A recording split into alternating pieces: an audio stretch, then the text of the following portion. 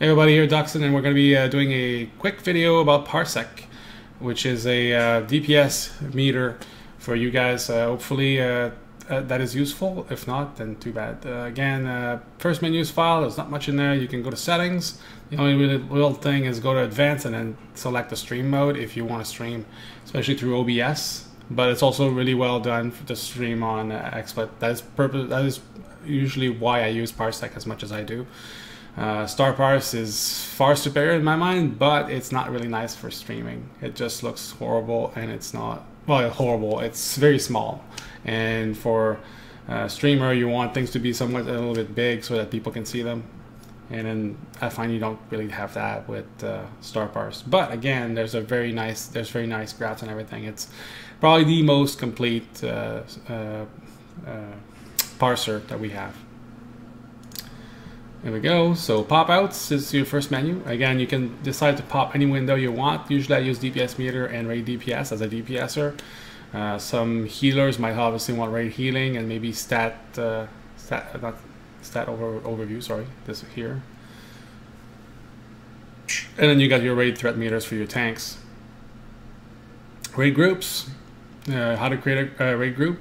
So make sure you unselect your current stuff before you go in there. Go to manage, make a group, just type a name, type a password, and then create. And then once you've created, it's going to ask you for another password for the admin for that channel that you just created. So make sure that you make a different password. Those are the different groups I have right now. I'm going to remove some of those because I don't really use them anymore. But again, I'll do that. Remove from your list. Bam. I want to remove Ash Brown. Bam. Gone. I want to remove this. Bam, gone. Anyways, as soon as you have your group, all you got to do is you exit this menu, right? You go to parse, you press that, and then you press raid. But it won't work here because I'm not in game. But if I was in game, how you know it works properly is this here would change to whatever the channel that you decide to use. In this case, none, because I didn't select any. But if I select Balmora, then it should show that. Obviously, it's already showing that because it was the last raid I did. Okay, so that's it for raid groups. Now we go to timers, and that's one of the parts I really wanted to talk about. And this is because the raid groups, the timer, sorry, is where you go and actually add those dots that you want to keep a track of, and then at the same time it gives you a sound. And that's why so many people heard like Houdini and always ask me what's about. Well, that's what it's about. It's actually a dot timer, and this is what it does for you. There's a bunch here that I created dumb shot. It doesn't exist, but again, I can clear that active. Let's see. I don't think actually it should be in manage. That's right. Go to manage. Dumb shot. Should be able to delete it. Delete the timer. Bam, it's gone. So they don't have all the timers for every single class. There's very few. There's like 4 or 5, if I remember right, like just from getting PARSEC. So you have to check to make sure that yours is there, and if it's not, you have to make one up. Depending again on what type of tracking you want to do, because timers are just that. They're tracking stuff. I'm tracking dots here, but some people could maybe they want to track odds. Maybe they want to track a cooldown on an ability per se, and they don't care. And it doesn't have a HUD or anything like that. It's just, you know, again, just giving you a little heads up. Hey, make sure you use that again. Especially those cooldowns that take a little longer. Maybe like the I don't know, something that's going to boost your stats for a brief amount of time, right? So again, it's like maybe a two minute cooldown, but you don't want to keep always looking at it. You just want it to tell you every 2 minutes, hey, it's up. That way you're ready to go, and you can try to match it as well as possible within your rotation to make it to make the best use out of it, basically. So again, affliction, I could go in here and type affliction, create, right? Once it's created, affliction comes up here, right? Then I have a category. I can actually create categories as well, but again, the dot, I want it as a dot. It is a dot, right?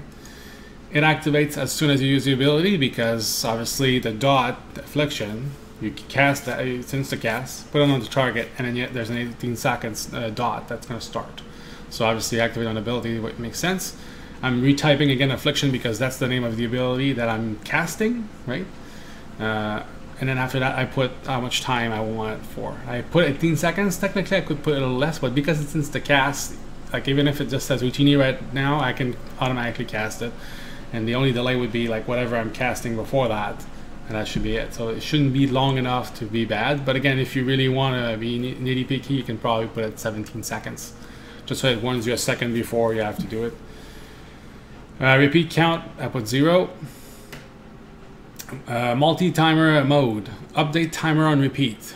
That is very important, especially when you're clipping dots. You don't want, like let's say you have 3 seconds left on your affliction, you don't want it to go Houdini at 18 if you already casted 1 on top, because then it's going to reset the entire timer, and that's what you want, right? Update timer on repeat, that's what it's going to do.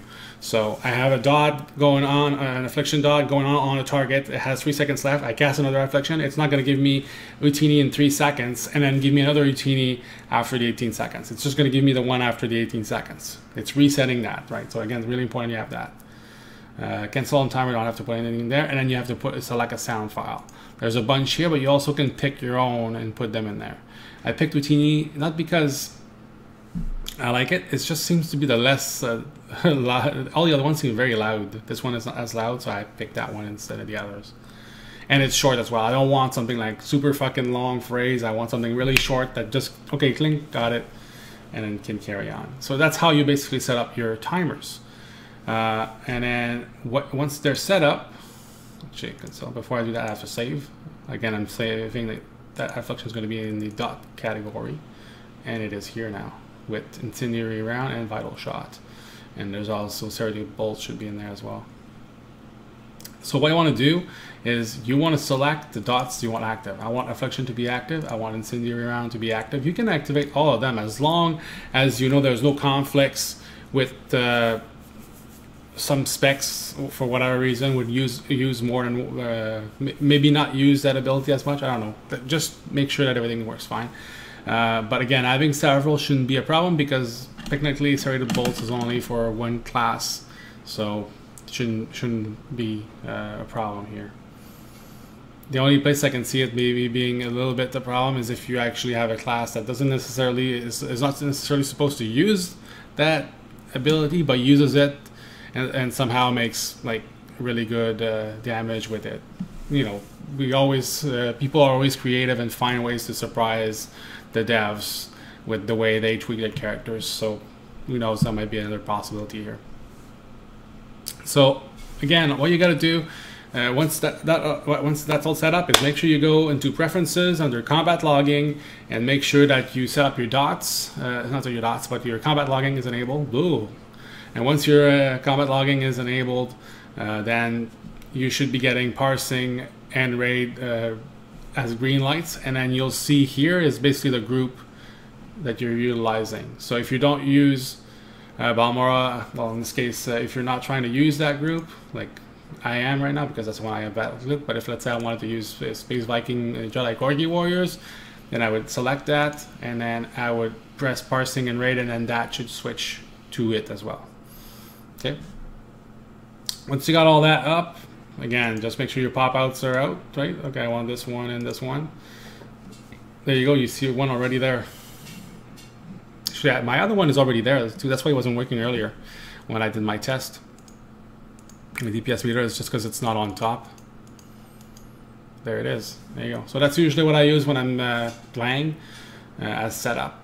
And the neat thing as well with XSplit now is and PARSEC is as soon as I log in a character, it remembers what the character had set up. So if I had a DPS meter and a raid DPS meter, it automatically populates those things for those characters. So it's pretty neat that way. You don't have to redo it all the time for every single session that you're having, playing and streaming at the same time. So there you have it, guys. Hope you enjoyed it. And again, thanks for watching. See you guys later.